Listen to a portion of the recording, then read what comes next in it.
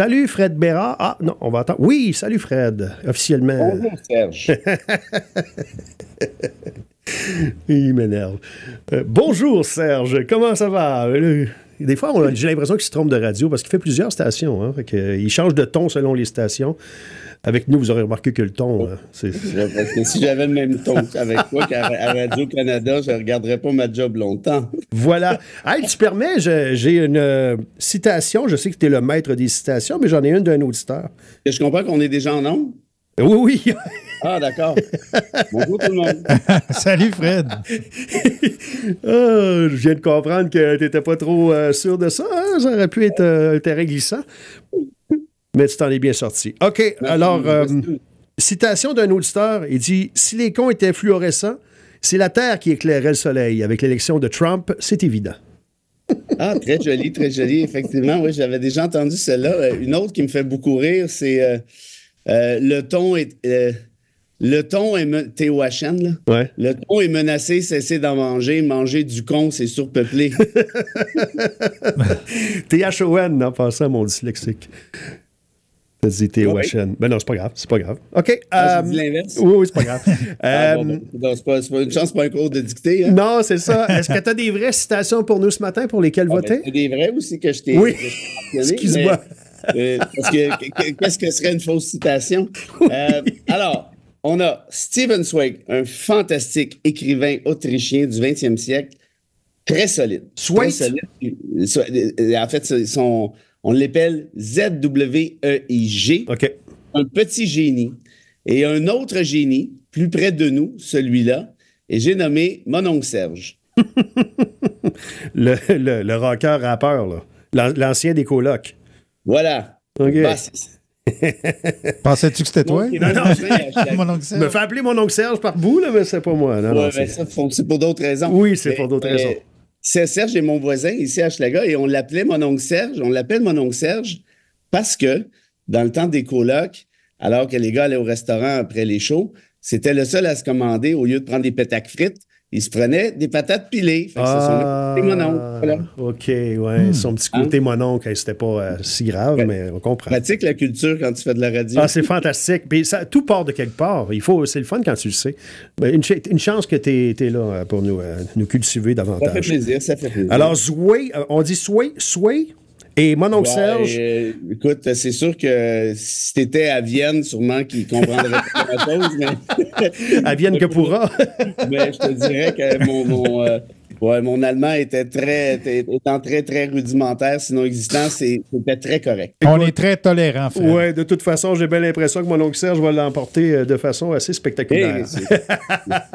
Il disait Simone de Beauvoir, il faut élever la culture. Voilà, élevons-la au 825-255-9909 via texto d'ici 8 heures. Est-ce que tu as pris connaissance des 2 courriels que je t'ai envoyés? Est-ce qu'on peut faire quelque chose avec ces 2 courriels? Ou... Ben, j'étais à une autre radio, alors j'ai lu ça. OK, ben écoute. Méga diagonale, mais si tu veux, je pense savoir...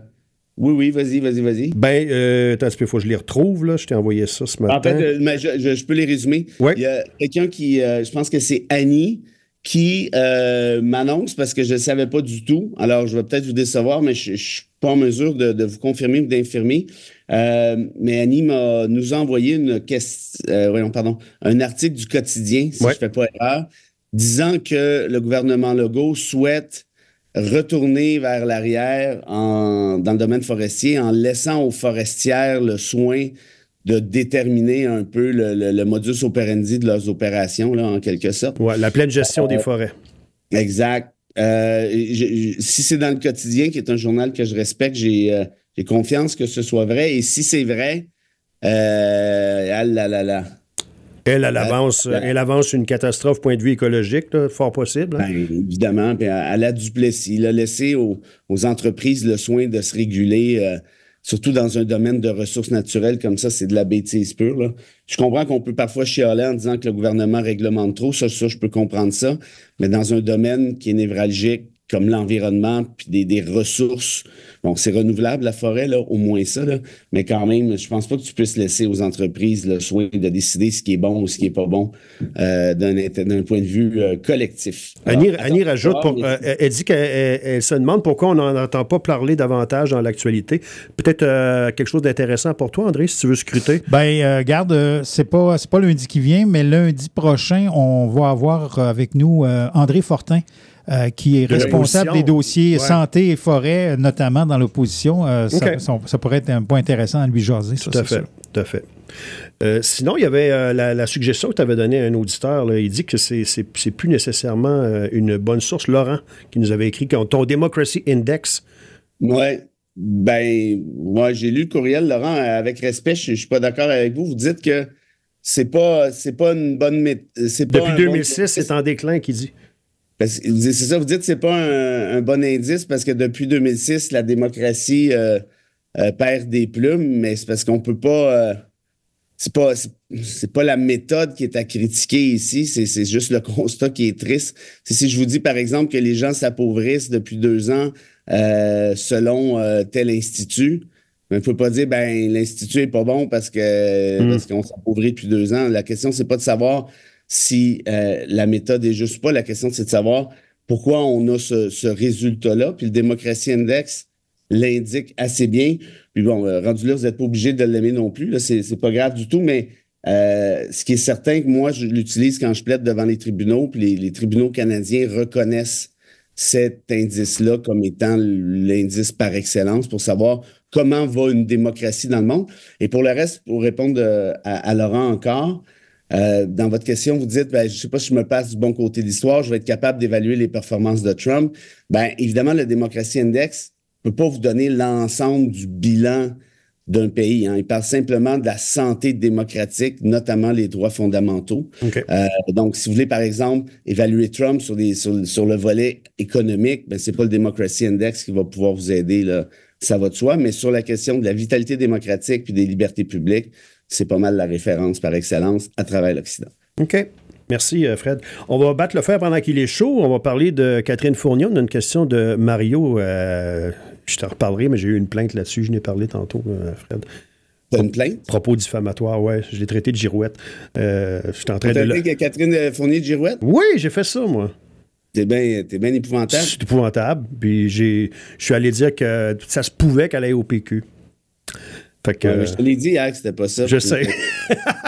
Ouais, c'était avant que tu viennes en onde avec nous. Est-ce que tu as trouvé sa démarche correcte hier d'appeler la presse, les médias, les journalistes pour annoncer qu'elle se représente? Mario veut savoir est-ce que c'était dans les normes, parce qu'il y a quand même ça a déplacé pas mal de monde, alors que ça aurait pu être un courriel, selon Mario. Oui, juste pour répondre à la question de la girouette, avant moi, Catherine, c'est mon amie. Puis, oui. Je n'accepterais pas que tu la traites de girouette. Mais c'est une fille pour qui j'ai énormément de respect, je tiens à le dire. Par contre. Tu as du respect pour les girouettes, toi. Non, mais écoute, c'était dans un contexte, on jasait, là. Ah, oui, c'est pas. C'est justement, pense à ce que tu dis. Merci, maître. J'essaye à chaque matin, moi, Fred, ça marche pas. Il me garoche en bas de l'autobus. C'est ça l'affaire. Mais juste pour petite parenthèse, vite. Catherine Fournier, là, c'est une indépendantiste depuis toujours, progressiste, qui est, comment je te dirais, ultra respectueuse des immigrants. Elle voit l'humain derrière, c'est une humaniste. Elle n'a jamais changé d'idée là-dessus. Elle a changé de véhicule, elle est allée au Bloc, elle est allée au PQ, elle a claqué à la porte du PQ parce qu'elle dit « Cette partie-là ne me représente plus du tout, je ne veux plus rien savoir ». Elle est allée à Ville-de-Longueuil, elle a fait une super belle job. Elle a changé d'idée sur quoi? Sur rien. Est-ce que je cherche... Oui, mais là, c'est pas mon procès, là. C'est pas là-dessus, la question de Mario, là. Non, mais je comprends, mais... Une minute, là. J'ai le droit de défendre mes amis. Si vous cherchez une girouette, regardez du côté de Plamondon, qui hier encore, il y a un reportage de Novo qui disait que l'extrême droite est en train de s'infiltrer au Bloc puis au Parti québécois. Preuve à l'appui, il y a des membres de ces exécutifs qui font partie de la Nouvelle Alliance, qui est un groupe de fascistes. Et qu'est-ce qu'il est allé dire? Moi, je peux pas regarder les cartes de membres de tout le monde. Là, c'est comme ça, puis pati puis pata. Alors qu'à l'époque, Pierre-Carl Péladeau, qui est pas mon héros, mais quand même, avait dit aux membres du Ralliement national... Sacrez votre camp, on veut rien savoir de vous autres au PQ. C'est vraiment dommage qu'on en soit rendu là, mais bon, bref, on y reviendra. Et pour répondre à la question, est-ce que Catherine qui aime beaucoup les relations publiques, qui aime beaucoup faire parler d'elle, puis qui aime beaucoup les stunts, est-ce qu'elle s'est un peu pas mal pété la gueule hier? Je pense que oui, parce que là, les gens ont dit, là, ça suffit. Je pense que c'était la goutte de trop. Je pense qu'elle s'ennuyait un peu, là, ça faisait un petit bout de temps qu'elle n'avait pas eu d'attention. Faire déplacer. Puis c'est drôle parce que j'étais au restaurant où ils ont tenu la conférence de presse. J'étais là la veille. J'étais là mercredi soir. Puis ils étaient tout en train d'organiser ça. Ils étaient tout énervés. Puis finalement, ça a fait pouette.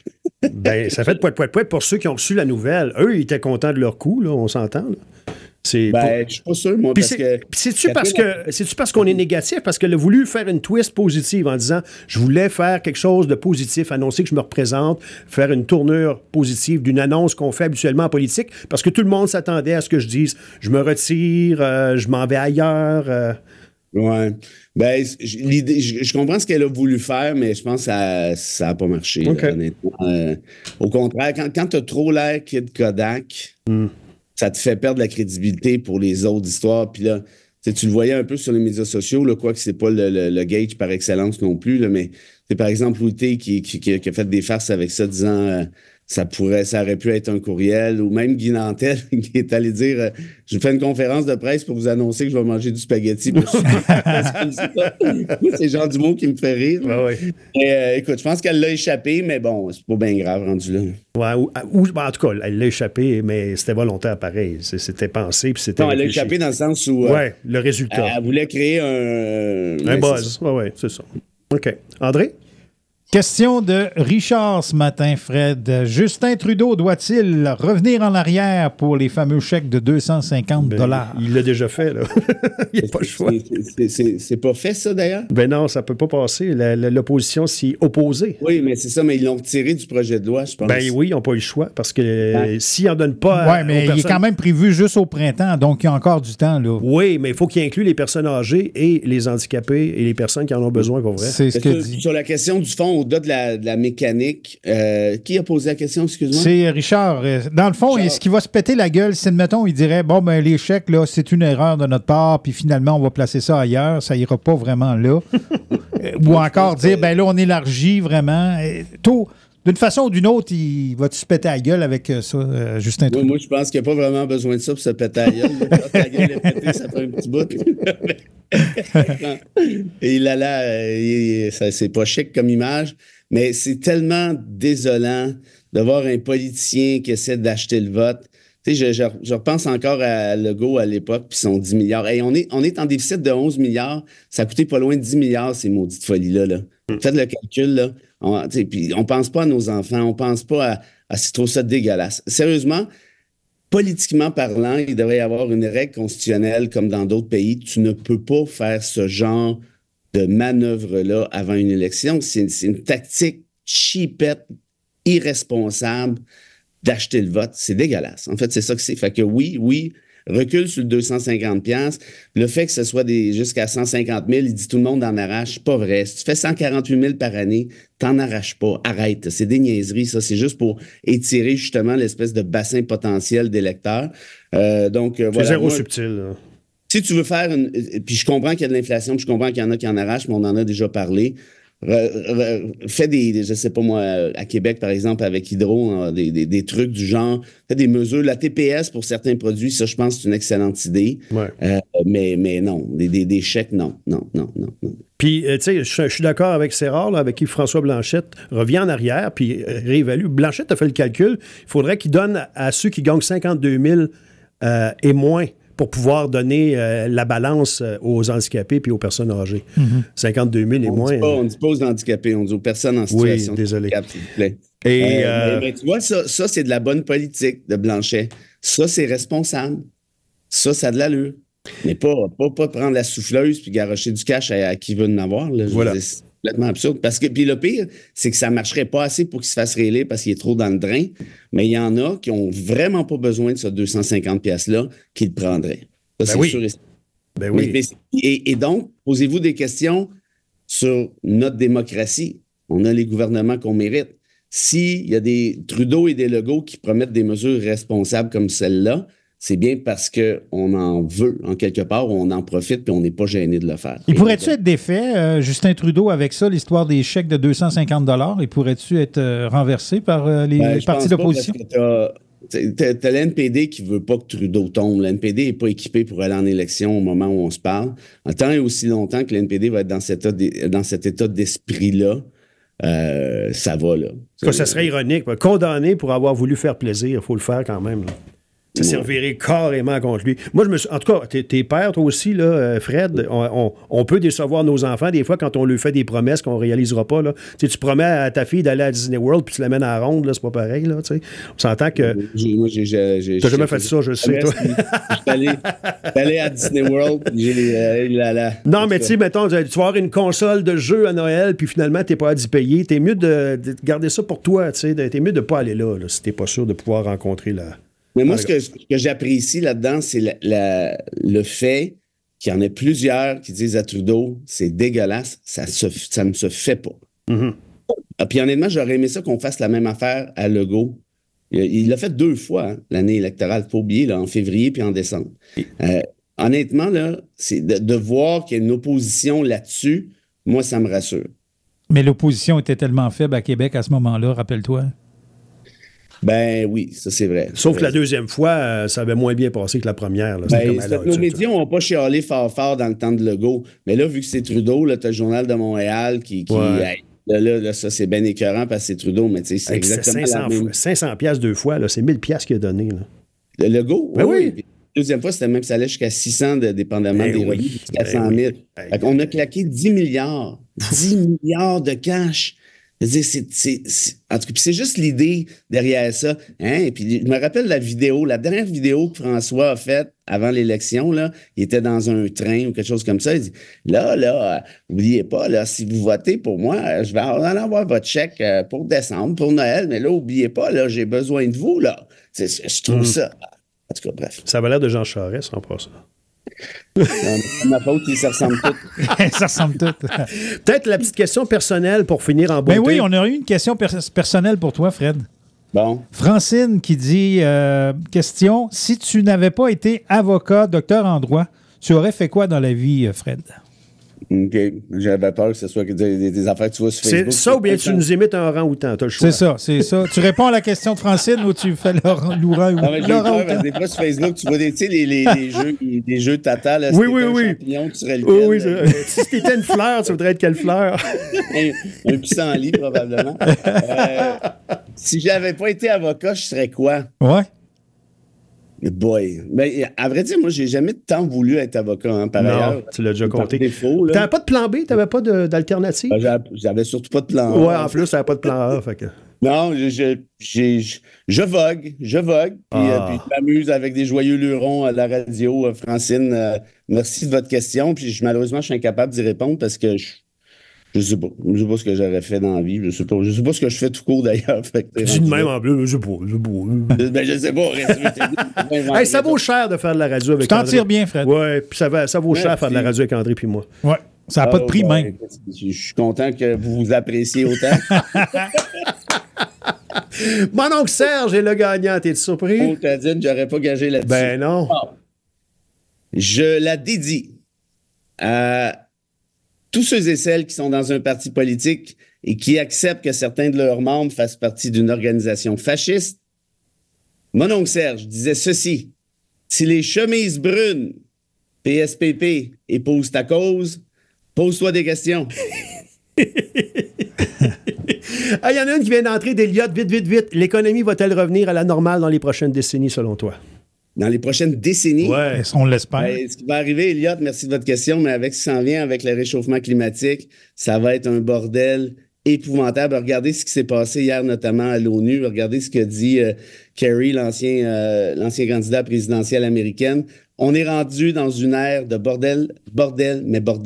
Et je pense que l'économie va malheureusement prendre toute une claque. Mais ça, qu'est-ce que tu veux que je te dise? Plus que jamais, c'est chance qu'on est vendredi. Voilà, et plus que jamais, c'est tout le temps qu'on avait. Bonne semaine tout le monde. Salut, bye bye. Salut.